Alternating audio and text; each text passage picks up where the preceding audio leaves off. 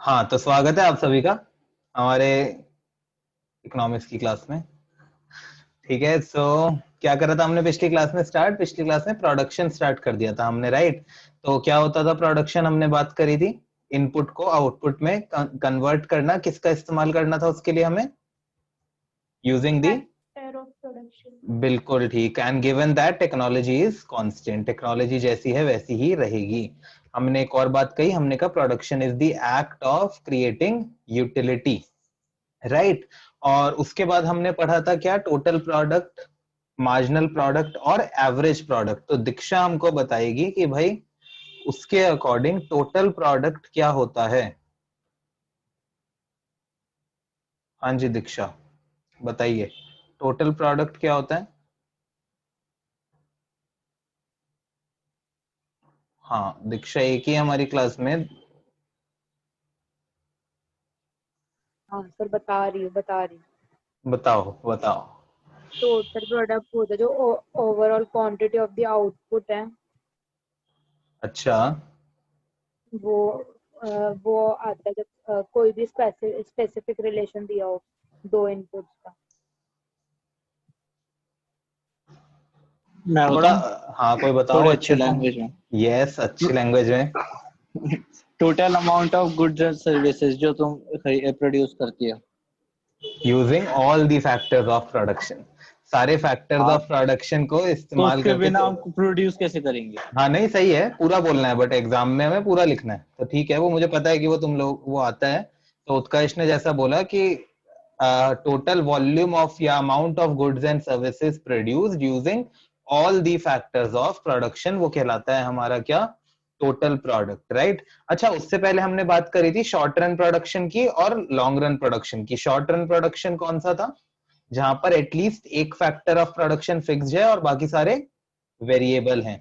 और long run में हमने कहा था सारे ही क्या होते हैं, वेरिएबल होते हैं, राइट। तो हम शॉर्ट रन प्रोडक्शन कर रहे हैं, तो अगर हम शॉर्ट रन प्रोडक्शन कर रहे हैं और मैं आपको बोलूं, सबसे पहले लेट से मैं यहां पर कह रहा हूं लैंड, इसको लैंड की जगह या फिर मैं ले सर लेता हूं। शॉर्ट रन और लॉन्ग रन तो आपने स्किप करवा दिया था ना, अभी नहीं, जो उस मैसेज भेजा था आपने। सिर्फ प्रोडक्शन फंक्शन की definition, short run production function और लॉन्ग रन प्रोडक्शन फंक्शन की डेफिनेशन, सिर्फ वो अच्छा बोला था स्किप करने को, उनका मतलब स्किप नहीं करना।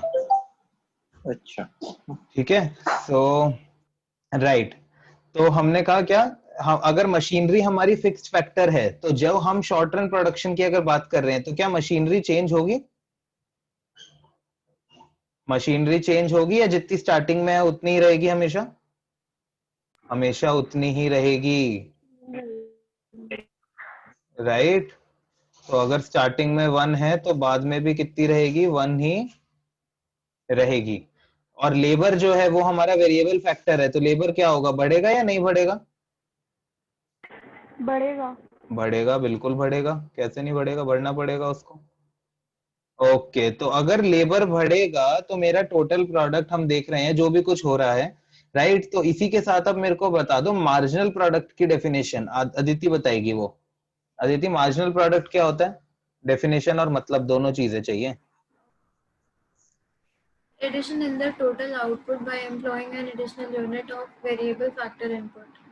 क्या बात है, ठीक है। सो टोटल प्रोडक्ट में जो हमारा चेंज आता जा रहा है एक एडिशनल वेरिएबल यूनिट को रखने से, बिल्कुल सही बताया। और एवरेज प्रोडक्ट भी बता दो कोई जल्दी से, तान्या बता देगी हमको average product. Output part of variable unit मतलब इनपुट। बताओ थोड़ा सा, मेरी लैंग्वेज हिंदी सी में मतलब। सर मतलब total divided by variable unit नहीं जो नहीं, चेंज हो रही है। फॉर्मूला नहीं, मतलब सर उनका एवरेज निकाल देना बस। मतलब एक यूनिट वेरिएबल फैक्टर की कितना आउटपुट बना रही है, राइट। तो जो आपने इंग्लिश में बोला था output produced by per unit of variable factor, मतलब जो भी हमारा वेरिएबल फैक्टर है उसकी एक यूनिट हमें कितना आउटपुट बना के दे रही है। ओके, सो ये हो गया था हमारा क्या, एवरेज प्रोडक्ट। फिर उसके बाद हमने एक स्केड्यूल करा था, किस किसने ये स्केड्यूल करा याद, बहुत ही सिंपल स्केड्यूल है, मुझे नहीं लगता आपको इससे सिंपल स्केड्यूल कहीं पर भी देखने को मिलेगा।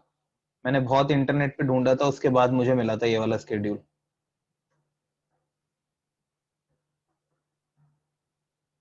राइट, सो एवरेज प्रोडक्ट यहाँ पर, ये तो कुछ लिखने की जरूरत ही नहीं है। और अच्छा, आप लोग चाहो ना तो ये वाला पार्ट स्किप भी कर सकते हो, 0 0 वाला जो है ना, सीधा आप 1 से भी स्टार्ट कर सकते हो स्केड्यूल बनाना। ओके, तो ये हो गया क्या 2, ये हो गया 3, 3 4 द 12, 4 4 द 16, 5 3.6 होगा ना, 3 7 2 द 14, 8 1 द 8।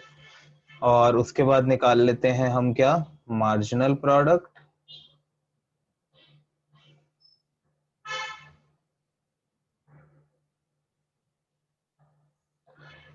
आपके स्कूल में जब मुश्किल सा स्केड्यूल हो तो अपने दोस्त को, किसी को ये स्केड्यूल शेयर करके आप सोशल वर्क कर सकते हो। राइट, तो मार्जिनल प्रोडक्ट एक एडिशनल यूनिट से, मतलब सबसे पहले तो 0 ही होगा, मार्जिनल प्रोडक्ट कुछ होगा ही नहीं कह लो, ठीक है। उसके बाद कितना होगा, एक additional unit of variable factor को एम्प्लॉय करके। कितनी एडिशनल यूनिट बनाई हमने, 2, साथ साथ बोलो मेरे। उसके बाद कितना होगा मार्जिनल प्रोडक्ट, मेरा पेन भी रुक गया, वो कह रहा बताते ही नहीं आंसर बच्चे। हाँ, फिर कितना होगा मार्जिनल प्रोडक्ट। हाँ अदिति, तेज बोलना है, यही अनम्यूट करके बोलो। सर 0 है टेबल में। अरे 0 से 2 हो गया ना। सर 4 होगा। अब हाँ, अगला 4 होगा, वही अगला होगा 4, पहला तो 2 ही होगा ना उत्कर्ष। तो नेक्स्ट वाला पूछ रहे थे हाँ, ना। आपने जो हाँ मैं टेबल तो में नेक्स्ट बनाया वाला ना, पूछ रहा था, मैं उत्कर्ष को कह रहा हूँ। उत्कर्ष, जो मैंने जो टेब टेबल कौन सा वाला देख रहे, मैंने 2 स्केड्यूल बनाए हुए हैं नोट्स में, ये दूसरे वाला स्केड्यूल है पूरा। जो आपने सेंड कर रखा है, जो मैंने सेंड उस, कर रखा है उसके अंदर 0 है। स्टार्ट किया था इसलिए 0 आया था। देखो पता नहीं मुझे, अब ऐसे कैलकुलेशन वाली बात है इसमें, तो हो सकता है शायद ये देख लो। अच्छा उसके अंदर 0 नहीं लिखा था तो पहला 2 हो जाएगा, फिर भी पहला सेम ही रहेगा। पहला जो यूनिट होता है उस पे तीनों सेम ही रहेंगे ना, क्योंकि जब कोई भी वेरिएबल फैक्टर नहीं था, कोई लेबर काम ही नहीं कर रही थी, तो उत्कर्ष कितनी यूनिट बनेगी, 0। 0 और उसके बाद एक एडिशनल वेरिएबल यूनिट के बाद कितनी बनेगी, 2 एक लेबर 2। तो मार्जिनल प्रोडक्ट, टोटल प्रोडक्ट और average product, first unit of variable factor पे तीनों क्या होते हैं, सेम होते हैं हमेशा। ओके, मैं वही समझने की कोशिश कर रहा था, इसे 0 कहाँ से आया, ये तभी अच्छा खोल के नहीं बैठा। 0 नहीं, 0 नहीं, पिछली बार 1 के आगे 2 ही आएगा, चाहे वो तुम, पिछली बार 0 इसलिए लिखवाया था बिकॉज तब वो टेबल 1 से स्टार्ट हुई नहीं थी। नहीं, फिर भी 2 ही आएगा, फिर भी 2 ही आएगा। अगर वो लिखवा दिया तो वो गलती से लिखवा दिया होगा, चाहे टेबल यहाँ से भी स्टार्ट हो, ये लो यहाँ से करी होगी ना टेबल स्टार्ट हाँ, पिछली बार, हाँ फिर भी 2 ही आएगा। वो पिछली बार अगर हो गया तो वो शायद गलती से हो गया होगा, क्योंकि हमें मतलब से देखना है। मतलब ये है कि एक एडिशनल यूनिट लेबर की आएगी तो कितना टोटल प्रोडक्ट में चेंज आएगा। 0 जब लेबर काम कर रही थी तो टोटल प्रोडक्ट 0 था, तो एक लेबर के काम करने पर कितना हो गया, 2। उसके बाद कितना हो गया, 4, फिर कितना हो गया 6, फिर कितना हो गया 4, फिर कितना हो गया 2, फिर कितना 0, then -2 and after that -6। Right, अब यहाँ पर मेरा काम होता है खत्म और आप लोगों का आज की क्लास के काम होते हैं शुरू। तो अब आप लोगों एक बार के लिए भूल जाओ कि एवरेज प्रोडक्ट यहाँ पर लिखा हुआ है। सर ठीक है, -4 आएगा, 2 नहीं आएगा। कहाँ पे, हाँ ठीक है, -4 फिर -6। ओके, तो हाँ अभी काम गलत हो जाता। माइनस, ठीक है। अब आप लोगों का काम शुरू होता है कि एवरेज प्रोडक्ट को तो भूल जाओ एक बार, ठीक है, कि यहाँ पर लिखा भी हुआ है एवरेज प्रोडक्ट। सिर्फ अपना सारा का सारा जो ध्यान है ना, मशीनरी वाले पार्ट को तो वैसे ही भूल सकते हैं, वो तो सेम ही रहती है, राइट। आपको और लेबर जो है वो कॉन्टिन्यूसली इंक्रीज हो रही है, ठीक है। मेरी बात सुनो, मैं तुम्हें क्या बोल रहा हूँ, एवरेज प्रोडक्ट को भूल जाओ अभी कि यहाँ पे लिखा हुआ। मशीनरी को वैसे ही भूल सकते हो क्योंकि वो तो सेम ही रहती है, और लेबर हमें पता है कि एक एक यूनिट बढ़ी रही है, इतनी बात हमको दिमाग में पता है। आपको अपना सारा ध्यान एक बार लगाना है टोटल प्रोडक्ट और मार्जिनल प्रोडक्ट पे। 2 मिनट है आपके पास, ठीक है, बिल्कुल शांति से 2 मिनट में सोचना है, पेन वेन कुछ नहीं लगाने, कि क्योंकि अब आप टोटल यूटिलिटी, मार्जिनल यूटिलिटी, वो स्केड्यूल वगैरह चीज कर चुके हो, तो आपको पता है कि रिलेशनशिप कैसे बनते हैं, राइट? तो कोशिश करो बनाने की टोटल प्रोडक्ट और मार्जिनल प्रोडक्ट में रिलेशन, राइट? एग्जैक्टली 2 मिनट है, ओके? बिल्कुल शांति से बस सोचो।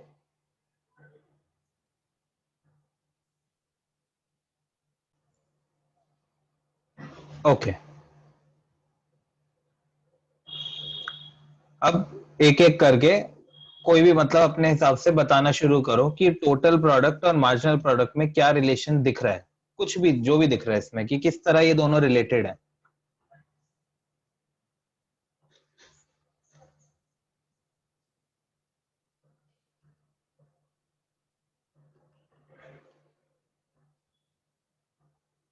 बताओ बताओ। टोटल प्रोडक्ट बहुत तेजी से बढ़ रहा है इधर, ऊपर से नीचे, और मार्जिनल प्रोडक्ट धीरे धीरे। दोनों में रिलेशन बताओ और कुछ। रिया, रिया बताएगी एक पॉइंट सही, मुझे पता है 4 पॉइंट है वैसे टोटल, मैं बता देता हूँ। एक पॉइंट रिया बताएगी सही, वो रिया डिसाइड करेगी कौन सा पॉइंट है वो। सर डिमिनिशिंग रेट पे बढ़ रहा है। रिलेशन पूछा है मैंने, दोनों में अलग अलग क्यों बता रहे हो चीजें? कि एमपी और टीपी में क्या चीज सिमिलैरिटीज दिख रही हैं तुमको, कि किस तरह दोनों एक जैसे से चल रहे हैं या खराब, एक लेवल के बाद एक जैसे नहीं चल रहे, कुछ सर भी समथिंग लाइक दैट। 18th जो इसके अंदर 6th वो है लेवल जहाँ पे 6 लेबर है, तो उसके बाद फिर दोनों डिमिनिशिंग उस पे जा रही है, तो फिर एक तो ये कह रहे हो कि हाँ दोनों साइड पे लाइक पहले 18 था, फिर 14, फिर 8, यहाँ पे 0, -1, -6। लिख लेते हैं एक बार, बाद में कुछ देखते हैं इससे बनता है तो।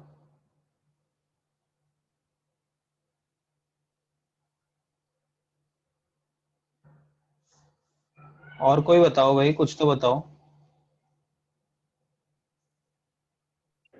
सर जैसे जैसे टोटल प्रोडक्ट इंक्रीज हो रहा है, मार्जिनल भी इंक्रीज हो रहा है। सर जब मार्जिनल प्रोडक्ट 0 है तो टोटल प्रोडक्ट हाईएस्ट है। पहली चीज तो ये बोली हमको, बताई गई। और कुछ अभी क्या बोला, क्या जीरो है, क्या है? जब मार्जिनल प्रोडक्ट 0 है तो टोटल प्रोडक्ट हाईएस्ट है। At sixth unit of variable factor, MP is 0, तो TP क्या है? हाईएस्ट। मैक्सिमम। क्या सिर्फ TP को मैक्सिमम बोलेंगे यहाँ पे? सिर्फ टोटल प्रोडक्ट को क्या बोलेंगे, मैक्सिमम है? Constant. हाँ क्या? Maximum and constant. Maximum and constant, क्योंकि उससे ऊपर भी तो शाली वो 18 ही है, राइट? और कुछ बताओ, क्या देख रहे हो और?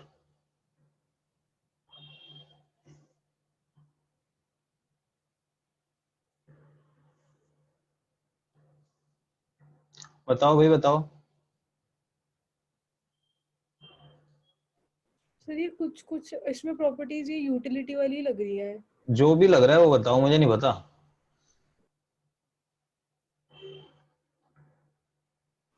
जब हाईएस्ट पे आ गए, जब जहाँ पे 18 और 0 हो गया, उसके बाद दोनों ही डिमिनिशिंग स्टार्ट हो गई। वो बोल दिया तो शाली ने। उसके ऊपर तो का बचा बताओ ना, क्या? 6th यूनिट के ऊपर भी गेम है, 6ठी यूनिट और 7वीं यूनिट और 8वीं बता दी, उसके ऊपर की 5 में भी कुछ बात कर लो। 4th यूनिट, 3rd यूनिट तक बढ़ ही रहा है कॉन्स्टेंटली। क्या बढ़ रहा है? टोटल प्रोडक्ट और मार्जिनल प्रोडक्ट बढ़ ही रहा है।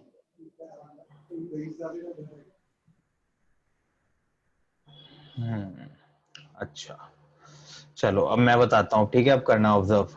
फिफ्थ पे इक्विलिब्रियम अटेन किया है क्या उसने? इक्विलिब्रियम इक्विलिब्रियम नहीं है, ठीक है? अब रुको, अब देखो सुनो।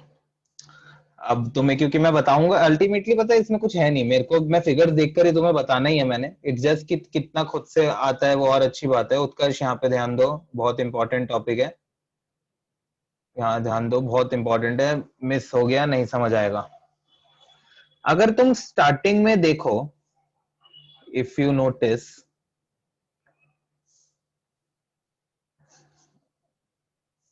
when marginal product increases, जब marginal product increase हो रहा है, total product increases at increasing rate. याद है ये टर्म सिखाई थी, increasing rate, diminishing marginal utility के टाइम पे? जब मार्जिनल चीज भी साथ साथ बढ़ती रहे तो इसका मतलब जो टोटल चीज है, चाहे वो टोटल यूटिलिटी हो, याद आ रहा है रिया, तुषाली, उत्कर्ष, अदिति, याद है? तो था डिमिनिशिंग रेट पे भी विधि, रुक जाओ, गलत बोल रहे थे, जो सही बातें थी वो मैंने लिख ली थी सब, ठीक है? सो मार्जिनल प्रोडक्ट जब बढ़ रहा है तो टोटल प्रोडक्ट तब तक बढ़ रहा है एट एन इंक्रीजिंग रेट। देखिए अब ये चीज सबको सामने साफ साफ क्लियर एकदम। ये तो मैंने भी बोल दी थी। अच्छे तरीके से नहीं बोला था कुछ भी, अच्छे तरीके से सिर्फ 2 पॉइंट्स मिले वो मैंने लिख लिए, राइट? मैंने रिलेशन पूछा था, क्योंकि मैं ये नहीं पूछ रहा टोटल प्रोडक्ट बढ़ रहा है, वो मुझे दिख रहा है। टोटल प्रोडक्ट और मार्जिनल प्रोडक्ट में रिलेशन देखना है। तो when marginal product increases, total product increases eight increasing rate, right? उसके बाद हमने क्या देखा? व्हेन मार्जिनल प्रोडक्ट डिक्रीजेस, अब तो बताओ।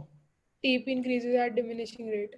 TP increases at diminishing rate,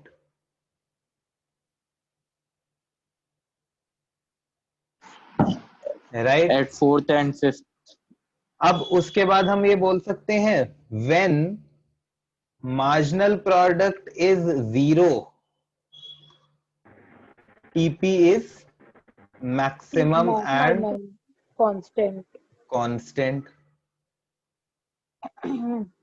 ठीक है? और 7th यूनिट्स के बाद वाला जो तुमने बोला था वो मतलब ऑब्जर्व सही करी थी चीज, मैंने इसलिए लिख दिया, ठीक है? बस उसको लिखेंगे थोड़ी दूसरी तरह, क्योंकि देख रहे हो हर जगह हम when MP then TP, when MP then TP इसी फॉर्म में लिख रहे हैं ना, तो अभी भी हम यही लिखेंगे। अब हम बस ये लिखेंगे when MP is negative.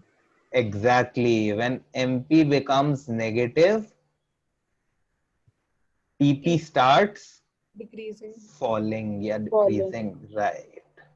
So ये तो यूटिलिटी वाले रिलेशन है ऑलमोस्ट। नहीं अलग है, उसके अंदर मार्जिनल प्रोडक्ट कंटिन्यूअसली फॉल ही करता, मार्जिनल यूटिलिटी हमेशा फॉल ही कर रही होती थी ना, लेकिन कुछ वो ऐसा ही है। वो टर्म वैसी दिख रही है ना तुमको यहाँ पे, राइट? सो ओके, तो ये है relationship between TP and MP. Riya समझ में आया?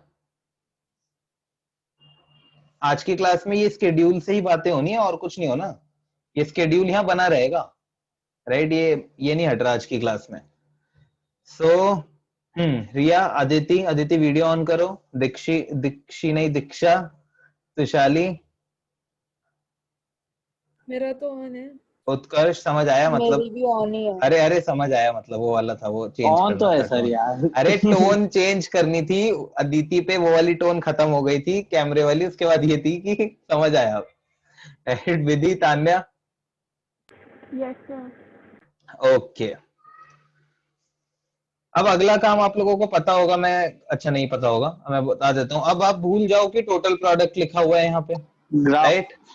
ग्राफ तो बना लें, ग्राफ बनाना तो लाइक ठीक है ना, वो तो सिंपल सा काम है, वो हो जाएगा, राइट? अब अगर अच्छे से समझ लिया ना, ग्राफ कुछ नहीं है उसके बाद, ओके? बस ये दिमाग में अच्छे से आनी चाहिए चीजें, ठीक है? तो हमें पता लग गया टीपी और एमपी में, जब एमपी बढ़ता है तो रिया टीपी कैसे बढ़ेगा? इंक्रीजिंग रेट पे। जब एमपी कम होगा तो तान्या कैसे बढ़ेगा टीपी?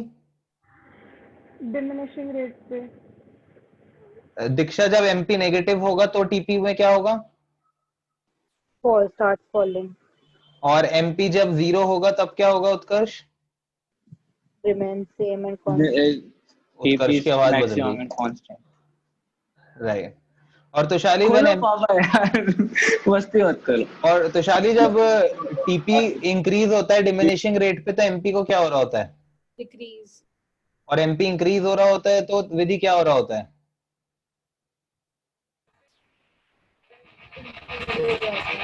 विधि क्लास में से छोड़ के 1 मिनट के लिए भी नहीं जाना, जैसे अभी कैमरा बंद करके चले गए एकदम से। मैंने बोला तो सही, नहीं बोला। टीपी इंक्रीज हो रहा था, डिमिनिशिंग रेट अच्छा, मैंने एमपी इंक्रीज बोला था वैसे शायद। डिक्रीज बोला है। अच्छा ठीक है, ओके। अब ध्यान से देखो, अब रिलेशन देखो एवरेज प्रोडक्ट और मार्जिनल प्रोडक्ट में, इसमें क्या ऑब्जर्व कर पा रहे हो? एवरेज प्रोडक्ट और मार्जिनल प्रोडक्ट में 1 मिनट मिलेगा इसके लिए। रिपीट करना सर। एवरेज प्रोडक्ट और मार्जिनल प्रोडक्ट में अब देखो क्या रिलेशन ढूंढ पा रहे हो?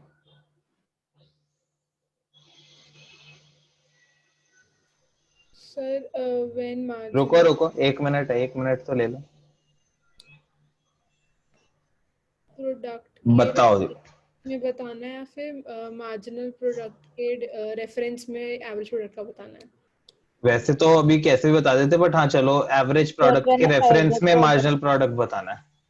तो व्हेन व्हेन एवरेज मैं बता दूं। 1 मिनट रुको, 1 मिनट रुको, कोई नहीं, पहले तो शाली हाथ बोला तो शाली। When average product is increasing, the marginal product is diminishing. हैं? Oh, गलत। sorry. नहीं, व्हेन एवरेज सर मैं अब बताऊं? अब आपने आप दीक्षा बोलेगी, अभी रुक जाओ, दीक्षा when रुको। average product हाँ increases, then हाँ, marginal product also increases at increasing rate. अब पता है यहाँ पर एक कैच है, ये चॉकलेट क्वेश्चन है, ठीक है? एवरेज प्रोडक्ट इंक्रीजेस और मार्जिनल प्रोडक्ट भी greater than average product, marginal product पूरे। Increase 1 minute, 1 greater minute, then पूरी एवरेज। पूरी लाइन, 1 मिनट, रुको रुको रुको। दीक्षा का हो गया, तुषाली का हो गया, अब उत्कर्ष बोलेगा। बोलो उत्कर्ष, पूरी लाइन क्या बोल रहे हो? जब व्हेन अगर एवरेज प्रोडक्ट के उसमें रिलेशन होता है तो हाँ, when average product is rising, marginal product is increasing greater than average product. देख के तो नहीं बोल रहे? क्या है मेरे पास हाथ में? आपकी तरफ मेरे देखता नोट्स तो कहीं भी हो सकते हैं, हूं। मतलब बट चलो ठीक विश्वास है। नहीं है क्या? नहीं नहीं विश्वास है ही नहीं तो है, उत्कर्ष हद ने हो बिल्कुल गई। ठीक बोला है, ये चॉकलेट वाला था ये, राइट? सो ये वाली चॉकलेट पेंडिंग रही। और हाँ, सो व्हेन, और ये मिलेंगी, ऐसा मत सोचना कि मैं ऐसे एक पहले भी भाग जाऊंगा। पेंडिंग है, एक पहले भी लिखी हुई है, पेंडिंग है। लिखी हुई है, लिखी हुई है। सो हाँ, तो when AP is rising, MP is all, या फिर व्हेन एपी इंक्रीजेस तो कह सकते हैं when AP is rising MP also increases, MP also increases, ठीक है? और खास बात यहां पर क्या है कि भाई एमपी जो है it is greater than AP. देख रहे हो सारे? जब एपी बढ़ रहा है उस टाइम पर एमपी भी बढ़ रहा है। खास बात यह है कि एमपी जो है वो ज्यादा है, right?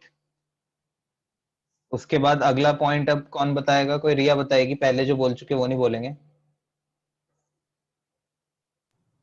When MP becomes negative, AP start गलत, falling. अदिति बताएगी। क्यों सर? वो मैं बाद में बताऊंगा, पहले अदिति बताएगी। अब सीक्वेंस में बताने हैं अब पॉइंट्स।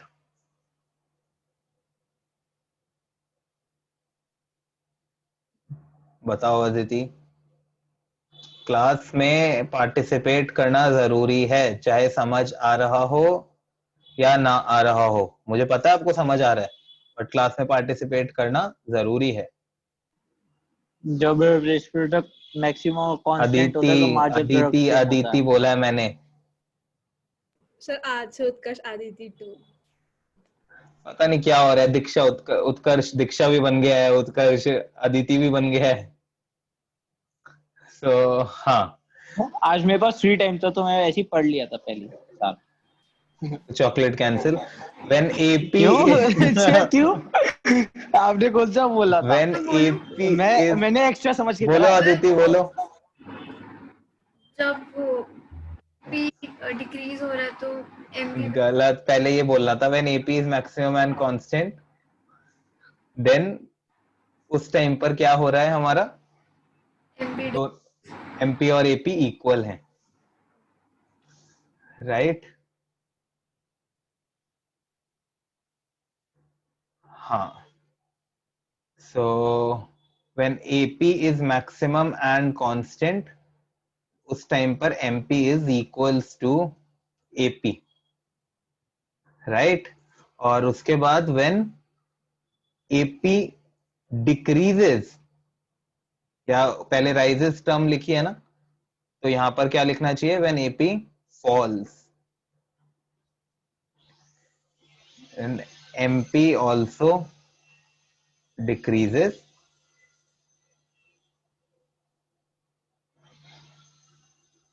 Eight diminishing rate. यहाँ पर ना बट लगाना चाहिए। ओ डिमिनिशिंग, भूल जाओ, हर चीज में डिमिनिशिंग डिमिनिशिंग ही नहीं होता। तो फिर वहां पे जो ग्रेटर ऊपर कर दो यूज, या फिर हाँ लेस कर तो दो। हाँ वही डिमिनिशिंग, पीछे पड़ गए, एक टर्म आ गई है बस डिमिनिशिंग, हमें तो यूटिलिटी से उसको तो यूज करना है, राइट? सो ये रिलेशन है हमारा एपी और एमपी का, समझ आया अच्छे से, राइट? तो देखो, तुम देख रहे हो कि यार इसमें कुछ ऐसा नहीं है कि मैं तुम्हें करा दूंगा और तुम नहीं कर सकते, ये तुम बुक से देखकर खुद भी कर सकते हो। It's just the matter of observation कि भाई हम उसको ऑब्जर्व करें, राइट? तो ये तुम्हें यहाँ पर साफ साफ दिख भी रहा है।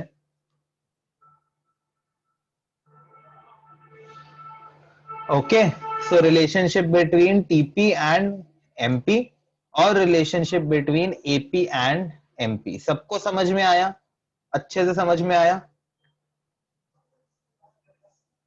ओके, एक बार यस बोल दो सारे, बड़ा एहसान होगा आप सबका। Yes sir. Yes, Yes, sir. sir. Okay, और भी थे बच्चे वैसे, 4 की आवाज आई है मुझे सिर्फ, ऑल्दो तो शाली की आवाज नहीं आई, बट मैंने देख लिया कि वो बोली है yes. Yes, sir. Tanya, Yes, sir. विधि, बोल चुकी, रिया, Yes, sir. रिया आप बोले थे अभी यस सर? हाँ.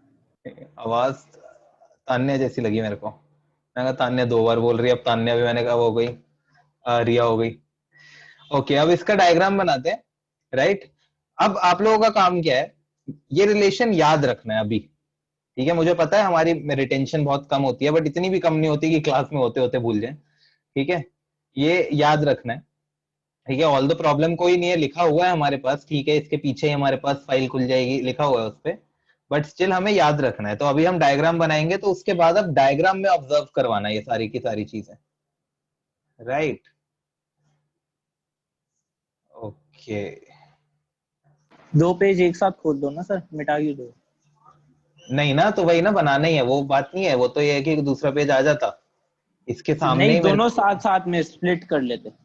अरे इसके सामने बनाना है, अच्छा बिल्कुल स्केड्यूल के। ये आप शेयर कर दोगे ना अभी रिलेशनशिप? अरे सब कुछ होगा, वो तो शेयर करा हुआ है सब कुछ, और ये अच्छा हाँ, ये भी करूंगा, ये तो कर ही दूंगा, दैट्स नॉट अ प्रॉब्लम।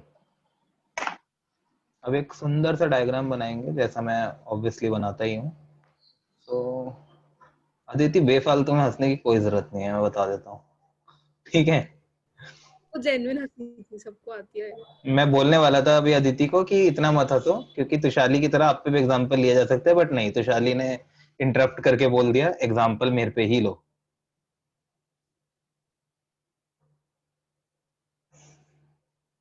वाह, क्या बना रहा हूं मैं, नाइस। किसे? किसे नहीं, डायग्राम को, किसे?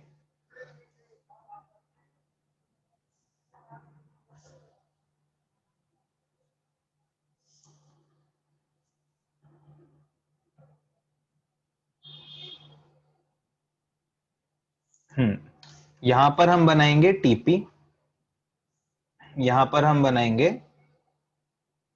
एमपी और एपी, ये भी यूनिट्स में होते हैं, ये भी यूनिट्स में ही होता है।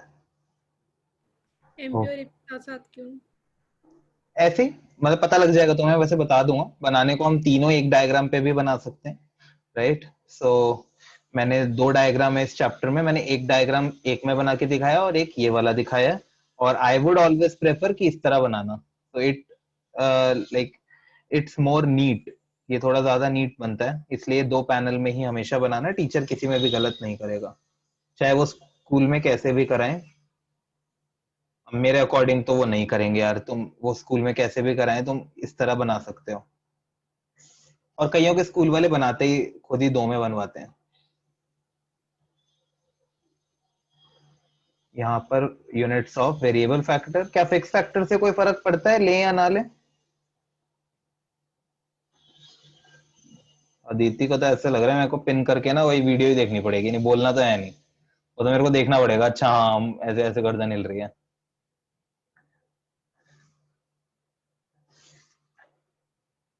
चलो अब तुम्हारे को मैं ऑप्शन दे रहा हूँ, टोटल हमने पहला रिलेशन करा टोटल प्रोडक्ट और मार्जिनल प्रोडक्ट का, राइट? उसके बाद हमने रिलेशन करा किसका, एवरेज प्रोडक्ट और मार्जिनल प्रोडक्ट का, ठीक है? तो टोटल प्रोडक्ट या मार्जिनल प्रोडक्ट हम किसी से भी डायग्राम बनाना शुरू कर सकते हैं, इजीली बना पाएंगे। तो बताओ क्या बनाए पहले, टोटल प्रोडक्ट बना ले पहले, वो अकेला है अलग से, तो बना ले। टोटल प्रोडक्ट को बनाना है, किसी को नहीं बनाना हो, ठीक है? सबसे पहले टोटल प्रोडक्ट इंक्रीजिंग रेट पे बढ़ रहा है, तो ऐसे बढ़ेगा इंक्रीजिंग रेट पे, इंक्रीजिंग रेट पे ऐसे ही बढ़ती है कोई भी चीज। सर ये तो रुक गई। अरे ये लो, ले लो, ऐसे ही बढ़ती है इंक्रीजिंग रेट पे कोई भी चीज, फिर गिरी भी है सर। तो वही ना, ये गलत है जो मैं बता रहा हूँ, इसको बोलो, ये मैंने बताया था तुम्हें, याद करो law of diminishing marginal returns. Law of diminishing marginal returns में टोटल यूटिलिटी कैसा बनता है, ऐसा बनता है ना, यही बनेगा सर। है ना? टोटल यूटिलिटी ऐसा बनता है, और टोटल यूटिलिटी हमेशा कैसे रेट पे बढ़ता है, डिमिनिशिंग रेट। हाँ, तो this is increasing at diminishing rate, तो ये गलत है, टोटल प्रोडक्ट पहले इंक्रीजिंग रेट पे बढ़ रहा है। तो मैं फिर से याद दिलाता हूं, मैंने तब भी बताया था, जब भी कोई चीज इंक्रीजिंग रेट पे बढ़ती है वो इस तरह बढ़ती है, और जब भी कोई चीज डिक्रीजिंग रेट पे बढ़ती है तो वो इस तरह बढ़ती है, because at some point it shows it will fall. Okay, remember this thing, कि कोई भी चीज जब डिमिनिशिंग रेट पे बढ़ेगी तो इस तरह बढ़ेगी कि वो कभी ना कभी फॉल करने वाली है। ओके विधि, तान्या, दीक्षा, रिया, अदिति, याद आया? उत्कर्ष, Yes, sir. Vishali, Yes, sir. Okay. तो अब सबसे पहले हमारा टोटल प्रोडक्ट कैसे बढ़ रहा है, इंक्रीजिंग रेट या decreasing rate? Increasing rate. Increasing rate. तो ऐसे बढ़ा दूं इसको, उसके बाद कैसे बढ़ रहा है, डिक्रीजिंग रेट, उसके बाद वो मैक्सिमम एंड कांस्टेंट हो रहा है, और उसके बाद सर फॉल बीच में कर रहा गैप है। नहीं है। हाँ यार वो गलती से आ गया। राइट, ठीक है, और ये सांप जैसा ही होगा, ये ऐसा नहीं है कि मैंने गलत बनाया है, ठीक है, ये ऐसा ही बनेगा। तो सबसे पहले टोटल प्रोडक्ट बढ़ा इंक्रीजिंग रेट पर, कहां तक बढ़ा, इस पॉइंट तक बढ़ा जहां मैंने डॉट लगाया, राइट? उसके बाद वो बढ़ा डिक्रीजिंग रेट पर, उसके बाद वो मैक्सिमम और कांस्टेंट हो गया, कह सकता हूं यहाँ पर। सर ये फ्री हैंड बनेगा ना? हाँ फ्री हैंड बनेगा, तो उसके बाद मैं बोल सकता हूँ कि ये यहाँ पर मैक्सिमम एंड कांस्टेंट हो गया, और उसके बाद ये क्या हो रहा है, फॉल हो रहा है। लेकिन सर इतनी तेजी से नहीं गिरा जितना आपने गिरा दिया उसे। वो बस वो ठीक है, राइट, सो वो चलता है। तो उसके बाद ये फॉल हो गया, ये तो हमारा बना टीपी। इसमें किसी को कोई डाउट? एकदम क्लियर, ऑल क्लियर तो नहीं है?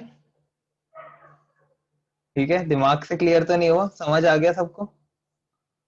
ओके, अगर मैं इस डॉट की बात करूं, फर्स्ट डॉट तक हम बात करें तो उस टाइम तक मार्जिनल प्रोडक्ट क्या हो रहा है, इंक्रीज।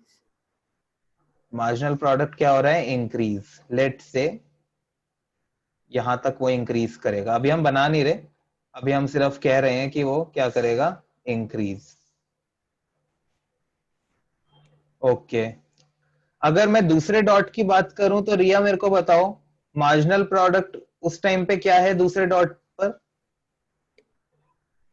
कांस्टेंट हाँ, डिक- टीपी है मैक्सिमम और कांस्टेंट। मार्जिनल प्रोडक्ट क्या है उस टाइम, बताओ रिया ध्यान से। टीपी मैक्सिमम और कांस्टेंट कब होता है? जब MP 0 होता है। रिया से पूछ रहा था मैं। अब इतनी देर के बाद तो ये लगेगा ना सब। रिया कोई जवाब तो देना होता है। वो जब 0 पे होता है एमपी। अब तो तुषाली ने बता दिया, बट उससे पहले भी बोलना होता है। तान्या समझ आ रहा है? टीपी मैक्सिमम और कांस्टेंट कब होता है? जब एमपी 0 होता है। तो इसका मतलब एमपी यहां पर होगा। Tanya yes sir. ओके, विधि राइट। और तो आया ही नहीं। क्या? MP डिक्रीज तो आया ही नहीं। एमपी बीच में डिक्रीज ही होगा ना यहाँ पे, जब पहले इन दोनों पॉइंट्स के बीच ये में। पॉइंटेड बनेगा। क्या? नहीं ये नहीं, अभी मैं बना रहा हूँ, फ्री हैंड से बनाते हैं तो कुछ पॉइंटेड नहीं बनता।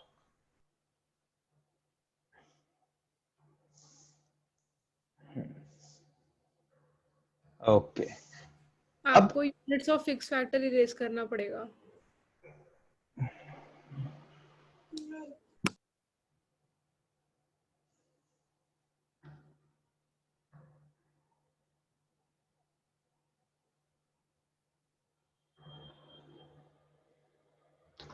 नाइस।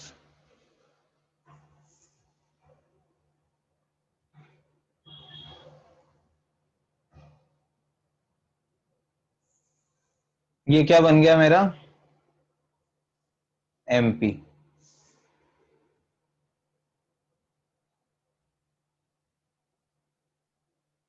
देख रहे हो कितना खतरों का खिलाड़ी हूं मैं।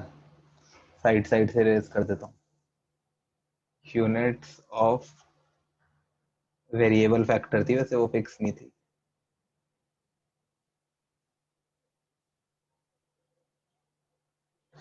ओके, तो अब देखो टीपी और एमपी का रिलेशन दिख रहा है साफ साफ। जब टीपी बढ़ रहा है तो सॉरी एमपी बढ़ रहा है तो TP increases at increasing rate. जब एमपी फॉल हो रहा है तो TP increases at decreasing rate. When MP is 0 then TP is maximum and constant. यहां पर हम बोल सकते हैं क्या? TP is maximum and constant. Utkarsh समझ आ रहा है? उत्कर्ष समझ आ रहा है? हाँ सर, हाँ मैंने सर हिला के हाँ, बोला हाँ। अरे तुम्हारा सर नहीं दिख रहा ना अभी, ये तान्या रिया आए हुए हैं सामने जिन्होंने वीडियो भी ऑन नहीं करी हुई है, खराब बच्चे। राइट, सो ओके, अब एमपी और एपी का देखते हैं। जब एमपी बढ़ रहा है, जब एमपी बढ़ रहा है, या फिर हम एपी के कंटेक्स्ट में बोल रहे थे, जब एपी बढ़ रहा है तो एमपी भी बढ़ रहा है, बट एमपी एपी से ज्यादा है या कम है? कम है। नहीं ज्यादा, मतलब MP ज्यादा है AP से। एमपी ज्यादा है। उसके बाद जब एपी मैक्सिमम और कांस्टेंट है, तब एपी और एमपी दोनों क्या हैं? AP equal. इक्वल है। और उसके बाद दोनों ही फॉल कर रहे हैं। उसके बाद दोनों ही, और इतना गंदा क्यों था? ये हो गया।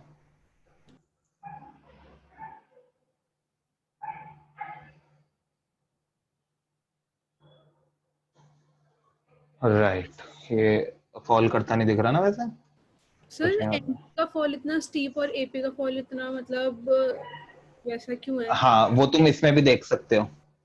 मार्जिनल प्रोडक्ट कितने से फर्क हो रहा है उसमें? 2-2 से गैप आ रहा है। राइट, और स्केड्यूल में एवरेज प्रोडक्ट में देखो, एक का गैप भी मुश्किल से आ रहा है, किसी किसी में तो एक का भी नहीं आ रहा। 3.6 से 3 पे एक का भी नहीं आ रहा। Right, so everything can be clearly seen in the diagram. यही फायदा है अच्छे से ऑब्जर्व करने का। नाइस कि ये चीजें ऑब्जर्व कर रहे हो। ठीक है, सो मेरा यही काम है कि तुम ये कर लो, बाकी चीजें तो हो जाएंगी। तो अब तुम देख रहे हो यहाँ पे, इसको और अच्छा बना लें थोड़ा।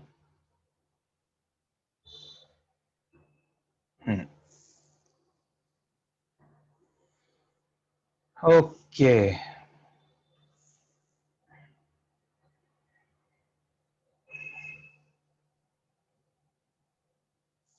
हाँ तो देखो, जब एपी बढ़ रहा है एमपी भी बढ़ रहा है, राइट। बट उस टाइम पर अगर तुम यहाँ पर ध्यान से देखो तो MP is more than AP, क्योंकि एमपी ऊपर है और एपी नीचे है।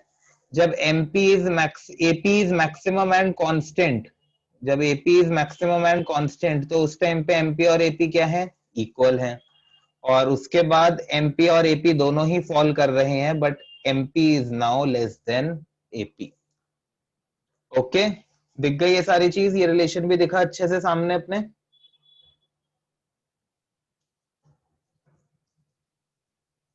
सबको नजर आ गई ये चीज? Yes, sir. तुषाली, Tanya, Diksha, Yes, sir. Vidhi, Aditi.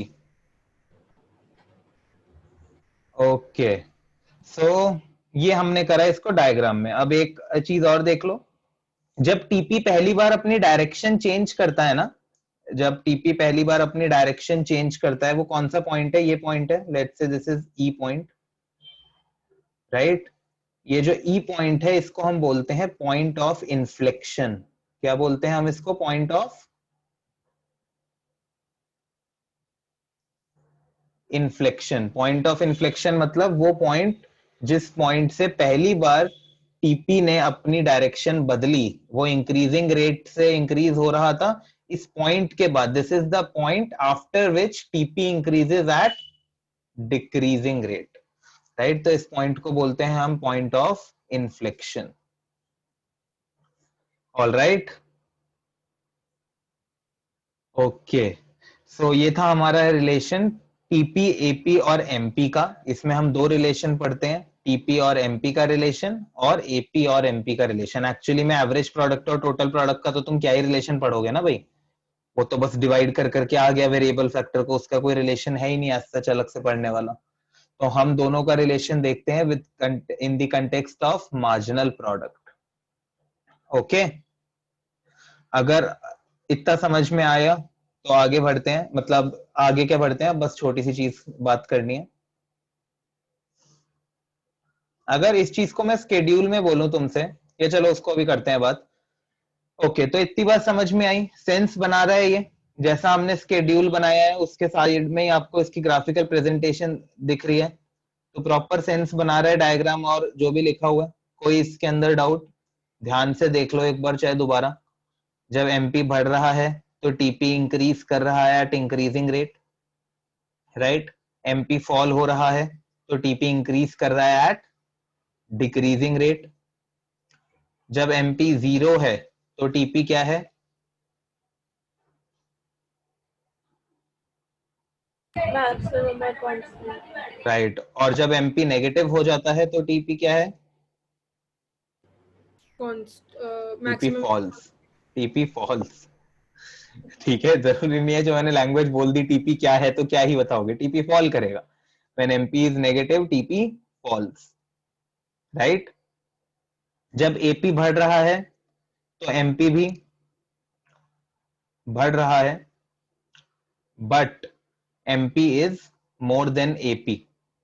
When TP is maximum and constant, sorry, when AP is maximum and constant, तब MP is equals to AP, और when AP falls then MP also falls, but उस time MP is less than AP. All right, अब आप ध्यान से देखो schedule में, अब हमें इसको एप्लीकेशन के तरीके से देखना है। ये पढ़ लिया, अब सुनो, यहाँ मैंने मशीनरी क्यों लिया था वो तो समझ आएगा तुम्हें। अब आप एग्जांपल्स लोगे। अब हाँ, अब उससे हमें एक्चुअली अगले कंसेप्ट की इंट्रोडक्शन है जो हमारी अगले क्लास में हम पढ़ेंगे। अगर तुम ध्यान से देखो इस पॉइंट तक, इस पॉइंट तक ये सिचुएशन कहना चाह रही है कि तुमने अपनी मशीन की पूरी कैपेसिटी इस्तेमाल नहीं करी, और अभी इस मशीन को लोगों को चलाना भी नहीं आया। जितना लोग इस पे मशीन चलाएंगे तभी तो इस मशीन की पूरी कैपेसिटी यूज होगी। देख रहे हो, एक मशीन पर एक इंसान काम कर रहा है, ये भी कोई बात हुई भला? उस मशीन की कैपेसिटी अभी बड़ा है ज्यादा, तो उस मशीन पर एक और बंदा काम कराओ ना, तुम्हारी टोटल यूनिट्स भी बनेगी और एडिशनल जो अब तुम कहोगे टोटल यूनिट्स तो बढ़ रही हैं। मतलब ये सिचुएशन हमें ये कहना चाह रही है, ध्यान से देखना, देखो now this is the most important part, कि भाई पहला बंदा जो लेबर था उत्कर्ष, उत्कर्ष ने 2 यूनिट बनाई, राइट। दूसरा बंदा जब काम पर आया, दोनों ने मिलकर 6 यूनिट बनाई, तो टोटल यूनिट तो बढ़ गई। दूसरा बंदा मैं था, उत्कर्ष और मैंने मिलकर कितनी यूनिट बनाई? 6 यूनिट। बट तुमने एक खास बात देखी, उत्कर्ष ने 2 यूनिट बनाई थी और मैंने अकेले ने कितनी यूनिट बनाई? 6 4। मैंने 4 बनाई है, 4 दोनों ने मिलके 6 बनाई है ना, राइट। इसका मतलब अभी उस मशीन की कैपेसिटी बढ़ेगी और जब लोग बार बार काम करेंगे, अब हो सकता है वो 4 मैंने बनाई हो या फिर मैंने 2 बनाई हो, उत्कर्ष, हाँ ज्यादा बेटर ये रहेगा, इस तरह लो, जब एक और लेबर काम करने आ गई तब तक उत्कर्ष इतना स्पेशलाइज्ड हो चुका था कि उत्कर्ष ने 4 यूनिट बनाई और अब मैंने 2 यूनिट बनाई, राइट। बिकॉज जब एक इंसान एक काम को बार बार करता है तो वो उसमें क्या हो जाता है? स्पेशलाइज हो जाता है। ये सब अगली क्लास में आएगा अच्छी लैंग्वेज में, राइट। सो जब एक इंसान एक काम को बार बार करता है तो वो उसमें स्पेशलाइज हो जाता है, राइट, और वो उस काम को पहले से बेहतर तरीके से कर पाता है। तो इसी वजह से स्टार्टिंग में मैं जो फैक्टर्स लगा रहा हूं, फैक्टर का मतलब यहां पर मैं बात कर रहा हूं सिर्फ कौन से फैक्टर की? वेरिएबल फैक्टर की। कौन से फैक्टर की बात कर रहा हूं? वेरिएबल फैक्टर की। तो क्या मैं बोल सकता हूं कि हर एडिशनल यूनिट वेरिएबल फैक्टर की लगाने पर मेरे को जो रिटर्न्स आ रहे हैं वो इंक्रीजिंग आ रहे हैं? यस और नो? वेरिएबल फैक्टर की हर एडिशनल यूनिट को लगाने से जो मेरे पास रिटर्न्स आ रहे हैं वो कैसे आ रहे हैं? इंक्रीजिंग आ रहे हैं, मतलब हमेशा पहले से ज्यादा आ रहे हैं। पहली लेबर 2 यूनिट बना रही थी, दूसरी लेबर के आने के बाद टोटल 6 यूनिट हो गई, मेरा मार्जिनल प्रोडक्ट बढ़ गया। एक additional unit of labour 4 unit का फायदा दे रही है, उसके बाद एक और additional unit of labour 6 unit का फायदा दे रही है। इसका मतलब मैं हर इंसान को जब काम पर लगा रहा हूं, मैं वेरिएबल फैक्टर की जब एक एडिशनल यूनिट बढ़ा रहा हूं, तो मेरे रिटर्न्स कैसे आ रहे हैं? इंक्रीजिंग आ रहे हैं। यस और नो अदिति, रिया, तान्या, उत्कर्ष, तुषाली, विधि, सबका यस सुनना चाहिए मेरे को। Yes sir. यस ओके, ठीक है। उसके बाद एक लेवल ऐसा आया कि उस मशीन पर लोग ज्यादा काम करने लग गए, राइट। वो मशीन अपनी मैक्सिमम कैपेसिटी तक पहुंच गई, और उस टाइम पर हो क्या रहा था? मैक्सिमम कैपेसिटी पे पहुंचने से पहले अब उस मशीन पर टोटल यूनिट्स तो बढ़ रही थी, पर हर एडिशनल लेबर लगा के हम कोई खास फायदा नहीं कर पा रहे थे। कि भाई एक मशीन है, उसकी ऑप्टिमम कैपेसिटी है क्या कि उस पर 3 लेबर काम कर सके? उसकी ऑप्टिमम कैपेसिटी है क्या उस पर 3 लेबर काम कर सके? अगर तुम 3 से ज्यादा लेबर उस पर लगाओगे तो टोटल यूनिट्स तुम्हारी बढ़ेगी, नो डाउट तुम्हारी टोटल प्रोडक्शन बढ़ रही है, ठीक है। पर हर एडिशनल लेबर से आने वाली प्रोडक्टिविटी क्या हो रही है? कम हो रही है, ठीक है। कि भाई एक खेत है, उस खेत पे मैक्सिमम 10 लोग काम कर सकते हैं, राइट। बट उस खेत पर और ज्यादा लोग काम करेंगे तो ठीक है, थोड़ी फसल ज्यादा उग जाएगी, टोटल प्रोडक्शन ज्यादा हो जाएगी, पर क्या हर एडिशनल बंदा उसमें उतना अपना इनपुट दे पाएगा? राइट। सिंपली इसको इस तरह लेकर देख लो कि एक बिजनेस है, उत्कर्ष के पापा भी कर रहे हैं, उसकी दीदी भी कर रही है, उसका एक भाई भी कर रहा है, राइट। 3 लोग जो है ये बिजनेस कर रहे हैं। अब उत्कर्ष उसमें चला जाएगा तो ठीक है, थोड़ा बिजनेस बढ़ जाएगा, बट क्या एडिशनल इनपुट जो उत्कर्ष ने दिया वो उतना ज्यादा होगा? नहीं होगा। हर बिजनेस की अपनी एक कैपेसिटी है, ठीक है। All the sky is the limit, ठीक है, ठीक है, बट हाँ फिर भी। तो कहने का मतलब है एक पॉइंट के बाद टोटल आउटपुट तो बढ़ता है, बट लेबर बढ़ाने से जो तुम्हें रिटर्न्स आते हैं वो क्या हो जाते हैं? डिमिनिशिंग। कैसे रिटर्न्स हो जाते हैं उसके बाद उत्कर्ष? डिमिनिशिंग रिटर्न्स हो जाते हैं। ओके, उसके बाद भाई एक इसको पूरे 3 0 वाला भी ले ही लेते हैं, इसको क्यों और अब वो करना है, इसमें 0 वाला भी ले लेते हैं, कमी तो हो रहा है, ठीक है। 4 to 0। अब आई है वो सिचुएशन, मशीन ने जोड़ लिए हाथ, कह रही है मैं एक हूं, मेरी नन्ही सी जान हूं, मुझे बख्श दो, ठीक है। उस मशीन पर और बंदे तुमने लगा लिए, मतलब तुम सोच रहे हो एक्चुअली में ये स्टेज कभी नहीं आएगी। कोई बंदा पागल है क्या? एक मशीन पर वो बंदे बढ़ाए जा रहा है, उसका टोटल आउटपुट 2 से 6 हो गया, 6 से 12 हो गया, 12 से 16 हो गया, 16 से 18 हो गया, एक और इंसान को काम पर रखकर भी 18 ही रहा। तो तुषाली क्या बढ़ाओगे इसके बाद आप एक और लेबर काम पे रखोगे? नहीं, 5 लेबर बनाने के बाद भी 18 यूनिट मिल रहे थे, एक और लेबर को काम पर लगा के भी 18 यूनिट मिल रहे, तो पागल थोड़ी ना है तुषाली, चाहे लगती हो, मतलब है थोड़ी ना, मतलब फॉर एग्जाम्पल लगता भी हो तो है थोड़ी ना, राइट। सो एक लेवल के बाद एक्चुअली में कोई भी ऐसा नहीं करेगा, बट हम थियोरेटिकली बात कर रहे हैं यहाँ पे, तो हम इसलिए बोल रहे हैं अगर ऐसा हुआ तो क्या होगा, मशीन खराब हो जाएगी, ठीक है, मशीन यूज करते करते खुल जाएगी जैसे कार्टून में दिखाते हैं, ठीक है। और अगर मशीन खराब हो जाएगी तो पहले जितना आउटपुट बन रहा था वो छोड़ो, अब तो और उससे कम बनेगा, यस और नो? कम से कम पहले 18 यूनिट तो बन रही थी, अब 18 भी नहीं बनेगी। तुमने उस मशीन को इतना एक्सप्लॉइट कर दिया, मतलब उसका शोषण कर लिया तुमने उस मशीन का, right? So you have exploited it too much that now it's not even able to produce the maximum that it could, right? जितना वो मैक्सिमम प्रोड्यूस कर सकती थी तुमने उससे भी ज्यादा उसको पुश करा, तो वो पहले जैसा भी परफॉर्म नहीं कर रहे। इट्स एग्जैक्टली दी सेम जैसे कुछ पेरेंट्स करते हैं, कुछ फैमिलीज में बच्चों के साथ होता है, इतना ज्यादा पुश कर देते हैं हम स्टूडेंट्स को कि वो एक लेवल के बाद जो परफॉर्म कर रहे होते हैं अपना बेस्ट, वो भी नहीं कर पाते, राइट। सो 7th स्टेज से अगर आप देखो, 7वां लेबर जब काम पे लगवाया, जब हमने अर्पिता को भी काम पर लगा लिया, राइट, तो अर्पिता को काम पर लगाने के बाद मशीन ऐसे हो गई कि भैया नहीं, अब नहीं लगाना काम पे, और तुमने लगाया तो मैं खराब हो गई हूं, अब मैं 18 यूनिट भी नहीं बनाऊंगी, अब मैं कम यूनिट बनाऊंगी, राइट। तो इसका मतलब एक एडिशनल वेरिएबल फैक्टर की यूनिट लगाने से अब हमें कैसे रिटर्न आ रहे हैं? पहले आ रहे थे हमें रिटर्न इंक्रीजिंग, फिर कैसे आ रहे थे रिटर्न्स? उसके बाद कैसे रिटर्न्स आ रहे थे हमको? वीडियो ऑन करो। डिक्रीजिंग। डिक्रीजिंग। और अब जो रिटर्न्स आ रहे हैं वो क्या आ रहे हैं? नेगेटिव। ओके। और ये रिटर्न्स इंक्रीजिंग हम कैसे देख रहे हैं? वेरिएबल फैक्टर के बढ़ने से, राइट।